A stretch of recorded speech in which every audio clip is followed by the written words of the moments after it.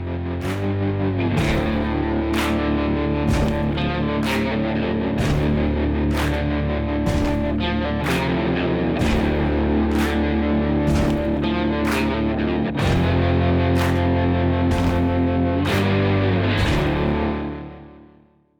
everybody, what's up, Movie Cranks? I'm Larry, this is Mike. Tonight we watched the next Netflix film, In the Shadow of the Moon. And as you see, I have a QT coffee with me here because I just about fell asleep. I gotta wake up. Hey, wake up, stupid! Because this movie kind of bored me to shit. It was. I ain't gonna say it's the worst movie, for a Netflix movie, but, I was expecting a lot more. And that comes off harsh right off the bat, but there was some stuff we liked about this too. Yeah, maybe time travel. I mean, how can there have been some time travel movies that have gone wrong. Yes. Tell them how... I'm more of a Back to the Future kind of time travel. Where? Back to the future. Fun, but this is kind of serious. How does this movie take on time travel, though? Well, I mean, if you want to follow the plot, I mean, it's a film about a police officer, and he's tracking down what appears to be a serial killer that's taking people out. And what's strange is it occurs to this guy that it's happening like every 9 years at a certain time. And there's other events leading into that. And he starts investigating these homicide cases of this serial killer that just pops in and pops out. And he gets more and more obsessed. He gets broken. His family's broken. All that kind of stuff happens. And he eventually loses it almost completely, chasing this man, this mysterious person. But it's like Travelers. It's a lot like Travelers. Very similar to the plot. Travelers, I'm going to say, if you want to check out something good, check out Travelers. We, the last unbroken remnants, vow to undo the errors of our ascendants, to make the earth whole, the lost unlost, at peril of our own birth. 30 seconds. In the future, we've developed a technology to project conscious mind to a host body. Great series. Tell them about it. Yeah, well, 3 years. Well, we had 3 seasons, and it ended a little soon for me. I was really hoping to get 5 out of it. I think it cut off a little too short, but I just love the relationships built in that show. And here, the relationships don't get built the right way. If you haven't seen it, Travelers is definitely the show to watch if you enjoyed this, because it's a much better version. It's about a group of people that go back in time to make small, very, very careful adjustments to the timeline in hopes that they'll make the world better. And I know this is kind of a slight spoiler for this show because, Larry, to be honest, for the first half of the movie, they don't really tell you dick. This isn't really a movie. This is like 5 movies. Yes. You have 2024, then you have 1988, and then you have I think it's 2007, 2016, or 2008, well, no, it's every 9 years. Every 9 years, yes, you get a new storyline, a new character, because he changes. I mean, he God does. He bless does. him. They did do a good job. I will say they actually aged him a little bit. Yeah, it spans over like 30 years, and he goes from what seems like a rookie cop to something else. I mean, spoil it. The guy we're talking about, Boyd Holbrook. He, to me, was That's a little not Boyd dry. Holbrook. It's Joel Kinnaman. No, yeah, I was going to say, I'm like, did I have that wrong? No. Before we seen this, we started this up. I was like, I thought it was Joel Kinnaman in this movie. He said that, and I'm thinking, oh, well, that's weird. I didn't realize he was in this. No, I was going to bring up Hannah and other things he's been in, and I'm like, wait, that's not even Joel Kinnaman. Nope. It's Boyd Holbrook. Oh, well. We all get things wrong. You are all correct. Yeah. But no, Boyd, actually, here's the problem. For half the movie, he bored me to tears with the mellow cop kind of character he was playing. But towards the end, when he went and, sort of things started happening to him, and he started changing, like from the middle on, I started liking him better. That's crazy, because I kind of liked him better at first. Really? Yeah, when he was in that first 1988, that first story we get here. You liked him as cop? I liked that first Beat story. Cop. Yeah. I like the first story. I like the 1988 story. Huh. I do like the first story. You got Bokeem Woodbine as his partner. Maddox. And I liked him in that role. I did too. I really liked him. The first part of this, I kind of got that Lethal Weapon vibe feeling. Yeah. Just Netflix style. I do understand why this came to Netflix. You know, it has a TV show kind of feeling. It does, but yeah. I thought the first story was good. The second story was not quite as good. The third got a little better, and then the finale there. Well, the thing is, Woodbine, I liked him too. I mean, he did that real calm, smooth, trying to talk his partner down. Who he knows he's obsessed, and he knows he's got a problem by the second one, and he's trying to bring him back down. And I liked it. But there is one problem I had with him though. What's that? I'm still trying to figure out how he got 9 years younger after 1988. That's where he comes back, and I'm like, he looks like he's 9 years younger than he was 9 years ago. There was some moments where I was forgetting what time period we were in. But for the most part, they aged him well. Yeah. Like the beard and the hair and all the other stuff going on. He looked good. And I looked for it. I looked for cell phones and weird technology in the 1988 stuff. I couldn't find it. It looked pretty authentic. Tell me what you liked about like the story itself. The story itself, like I said, without spoiling too much. This sounds really good on paper. To me, you got some time travel going back. People are connected with each other somehow. Yeah.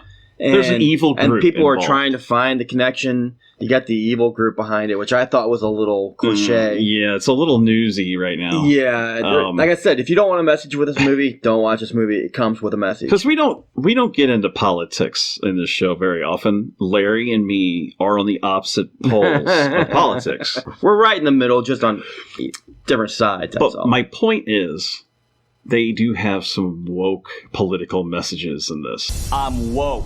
Woke. I'm woke. So, why aren't my jeans? Now they are. Introducing Levi Wokes. Sizeless, style-neutral, gender-non-conforming denim for a generation that defies labels. Levi's heard that if you're not woke, it's bad. They do, yeah. And I will, I'd say a slight liberal. I don't agree with it because it cheapens the movie. Yeah, because it was the forced. The forced protesting against the police felt weird, and it felt weird that was happening in the 90s. And I'm like, well, it was like 88 or whatever it was. Yeah. It just felt out of place because it was just such a weird random incident. Which is why in the 80s and 90s, people were like in St. Louis alone. What, 7-8 people a week minimum? We have no business being in an area like this. Well, look at it this way, honey. This is a part of America we never get to see. That's good. No, that's bad. I mean, we can't close our eyes to the plight of the cities. Kids, you noticing all this plight? This'll just make us appreciate what we have. Roll them up.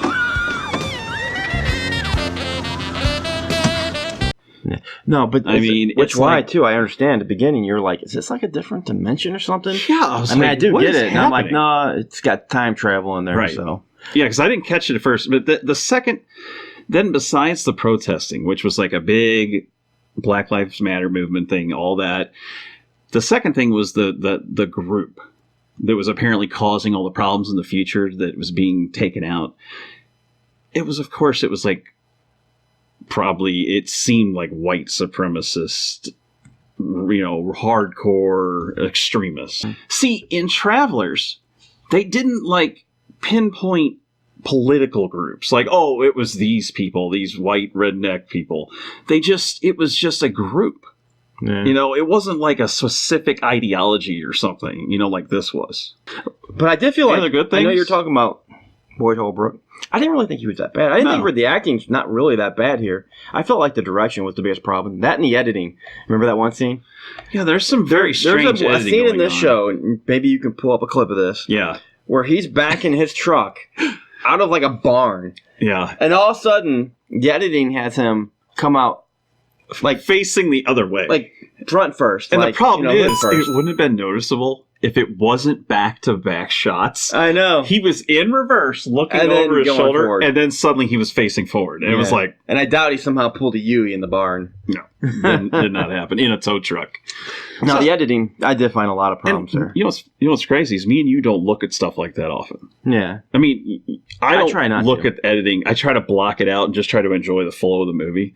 But When I it's can't that imagine. when it's that obvious. Yeah, it was the camera work was pretty shitty most of the time. And I did think the music was fairly pretty good. Most of it. You didn't like the beginning where it's like dun dun dun dun dun dun. Dude, they switched to playing like 90s rock and alternative, like at the weirdest moments.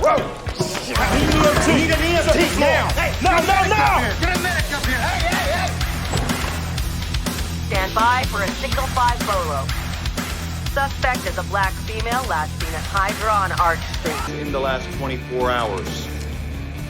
She is priority number 1 for all law enforcement agencies in Philadelphia. I mean, I could not get into the music at all. Yeah. Like I said, I wish it would have ended a little better. The ending was soft. Yeah, I mean, it does come around. It does give you a little loop. I mean, in a way, I didn't like the ending so much, but it is a finality to the show. Yeah. It does loop back around, so I can't say it's Do the you worst think they were ending. going for a twist? I didn't feel it. Like, I didn't feel like an M. Night Shyamalan moment where it's like, oh, look, you know where twist. I did? You know where I did feel an M. Night Shyamalan moment? Where? Right at the beginning when they're coming out, and then there's that doctor. Oh, excuse me. Detective Lockhart, I've been waiting for over an hour. Hi, my name is Naveen Rao. I'm a senior physicist at the... You have from here to the door.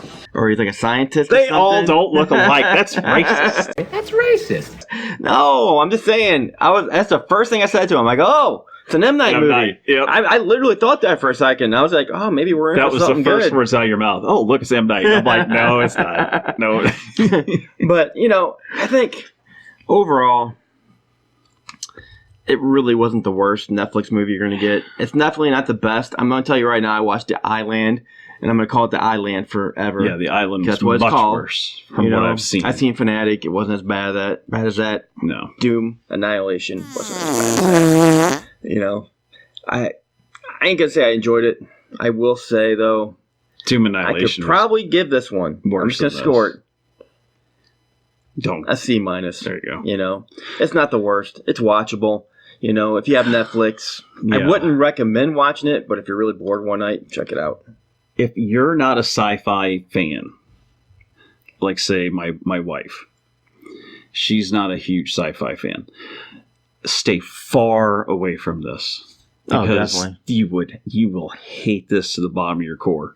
But I think it was just interesting enough with the twists and the way things progressed in the middle and how he devolved and all these different things that were happening to him and the other characters. I think, honestly, I would still say it's the middle of the road. It's a C for me. Because I would love to give it higher, but there was way too many problems. Everybody, thank you for coming by. Make sure to check out our Facebook page. Yes, and if you're on Facebook, make sure to check out our YouTube page and subscribe there. We really need you. They can't We're cross actually, link you know what? them, so We have been talking about this, so if you subscribe and you comment on from our Facebook page to our YouTube page, or if you just see us on YouTube or anything, we're going to be giving out a $50 gift card at the end of October for a theater. We're just going to play at random. Regal Theaters. I think there's AMC Theaters or a Fandango card. Basically one of your choice. And basically if you subscribe and comment, you have a chance to win. So you should do that. I think it'd be cool. We'll just basically do a random drawing of all the subscribers and stuff. Yeah, So. should be easy. Yeah. So do All that. right. But you got anything else? No, that should be it. And we got Dark Crystal came out. We got Island is out. And hopefully, God willing, we'll have... Oh, God. Doom Annihilation. They keep blocking me. They keep blocking us, so we'll see. That's I'm fun. gonna try again tonight. Yeah. Try editing it up a little different way and see if I can get it out there. Yep. Because it's a good review. Check it out. Good review. Anyway, you guys have a good night. Yep. Take care. Peace.